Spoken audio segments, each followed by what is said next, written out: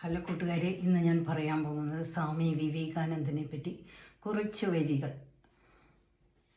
സ്വാമി വിവേകാനന്ദൻ ജനിച്ചത് ഈശ്വരഭക്തയും മാതൃകാ കുടുംബിനിയുമായിരുന്ന ഭുവനേശ്വരി ദേവിയുടെയും ദത്ത കുടുംബത്തിൻ്റെ അഭിമാനമായിരുന്ന വിശ്വനാഥ ദത്തൻ്റെയും മകനായി 1863 ജനുവരി 12 തിങ്കളാഴ്ച മകരസംക്രമ പുണ്യദിനത്തിൽ ജനിച്ചു. 4 പെൺമക്കൾക്ക് ശേഷം ഉണ്ടായ ആൺസന്തതിയാണ് സ്വാമി വിവേകാനന്ദൻ. സ്വാമി വിവേകാനന്ദൻ്റെ ആദ്യത്തെ പേര് വീരേശ്വരൻ ഭിലെ എന്നാണ്. പിന്നെ നരേന്ദ്രൻ എന്നും പേരുണ്ട്. ദക്ഷിണേശ്വരത്തെ ഭവതാരിണി ദേവി ക്ഷേത്രത്തിലെ ശാന്തിക്കാരനായിരുന്ന ശ്രീരാമകൃഷ്ണ പരമഹംസരുടെ വത്സല ശിഷ്യനായിരുന്നു സ്വാമി വിവേകാനന്ദൻ.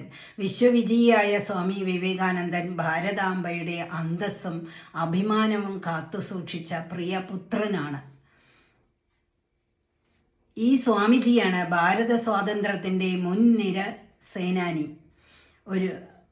ഒരു ഗ്രന്ഥത്തിൽ കണ്ടു എന്ന് കരുതി വിശ്വസിക്കല്ലേ, വേറൊരുവൻ അങ്ങനെ മൊഴിഞ്ഞു എന്നതുകൊണ്ട് വിശ്വസിക്കായുവിൻ, സ്വയം സത്യം കണ്ടെത്തുവിൻ, അതാണ് സാക്ഷാത്കാരം.